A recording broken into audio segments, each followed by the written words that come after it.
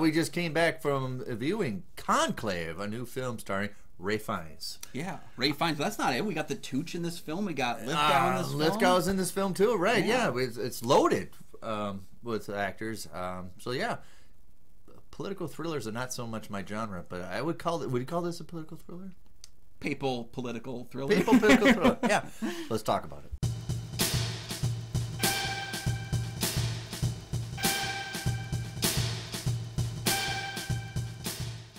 Hey everybody, welcome back to the show. I'm one of your hosts, Kyle Goethe from GoToFilmReviews.com. I'm Nick from the St. Paul Filmcast. Thanks for watching. Thanks for finding us, and for our loyal fans, sincerely, thank you for continued support of the show.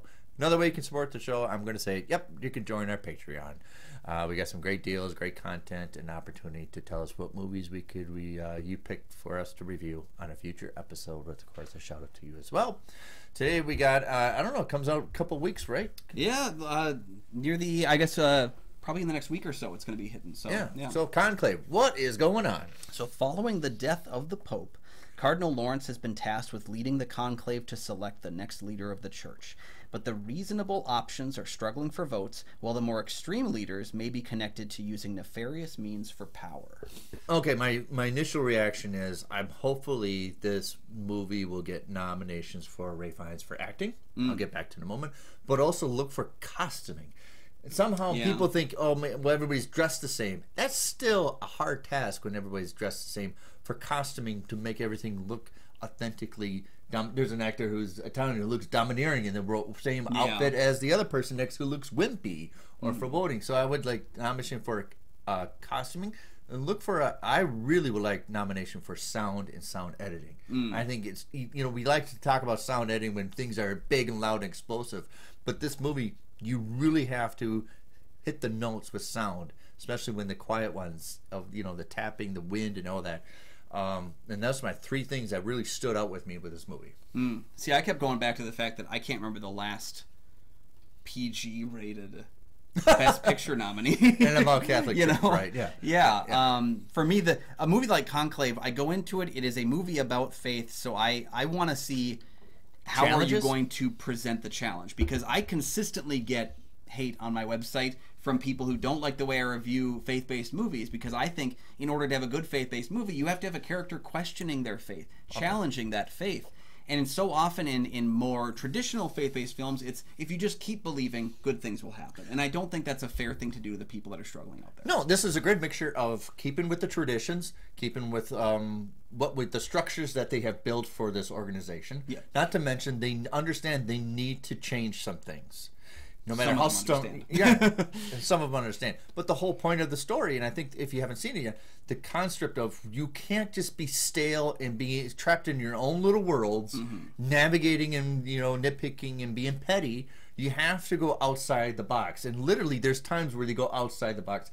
There's a good ending to this, where it's almost like Wim Wenders of bursting out the window. Yeah. To see the world before you register any of your selections and your opinions. And that's how I came away with it. It's a great metaphor. There's literally a bomb goes off, and unlike Joker Part 2, it pivots everything. With a movie like this, it's such a boilerplate, because I think I'm not a Catholic. I was not raised a Catholic, but I know about when the Pope dies that they get everyone locked into a building essentially to vote on the next Pope. And I remember I'd learned about all that kind of stuff in middle school, where they'd show off like the different smokes that would go up. And they're bound to the structures of their own organization. They have to do this, right? Yeah, but it's also an incredibly secretive thing. So it's nice to get behind the curtain. It's based on a book where the guy did some actual research into how conclaves are presented. So it's a peek behind the curtain, if you will. A little bit, it's also...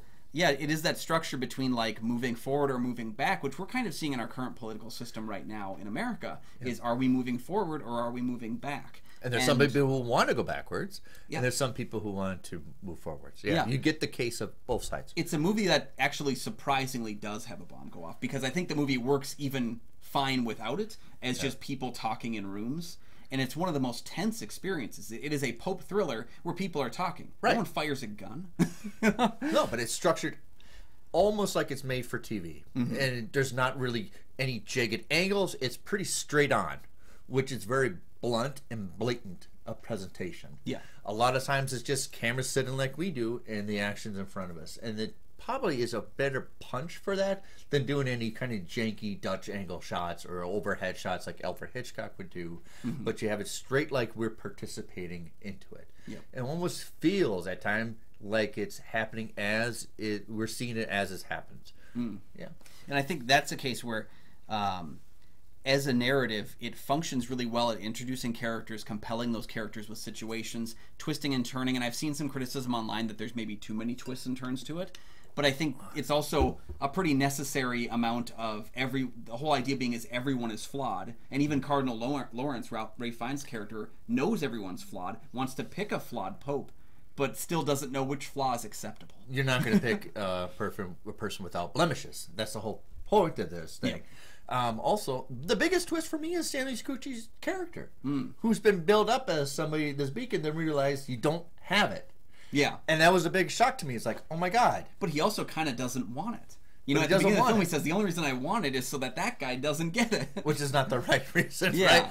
Right. So there's a lot of taking avenues to do the right thing, not necessarily just avoiding the wrong. Yeah. It really comes down to faith versus power, and can the two coexist?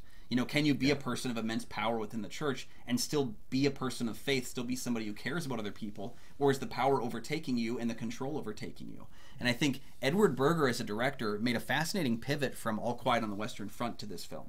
Because in All Quiet on the Western Front, he was able to direct these epic battle scenes that could, and I'm not saying they do, but they could make up for some narrative shortcomings, because if you can shoot a really great looking battle, your audience's eyes are on that. Here, he's taking a film of largely non-action and focusing just on performances, just on people moving around, but it's also important that he has people standing in the right places to look good. Yeah. So, also, I would like to maybe give a shout out to, I really would like to see Isabella Rossellini be nominated for supporting actor. Yeah. No, she every time she's on the screen, she does a little punch.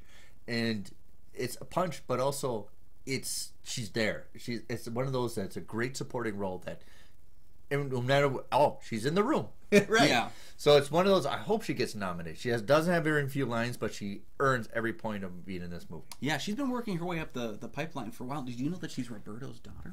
But no, I think I agree with you. Actually, she's quite good. Yeah. And even she makes some of the film's more silly, almost moments work pretty well. Like that moment where she gets to have a big speech in front of all the cardinals, and then she kind of gives a little step to and moves out of the room. Yeah, it's that Lubitsch touch that we talk about. The Lubitsch touch doesn't do, it's not too schmaltzy, but it's not too comedy, it's not too serious. It fits into the world. Yeah, right? Berger makes really good use of that, and again, kind of to break up with some laughter. There's a lot of good, funny little moments in the film as well. They're just not major laughs, but they were ones that kind of break that tension a little bit to allow it to keep building. And I think that works pretty well. Yeah, I think it's palpable, intense. You feel for Ray Fiennes. This is a heavy burden.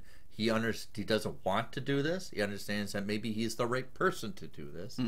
All right, I have the faculties to do this. And then you're navigating all these things of political sways.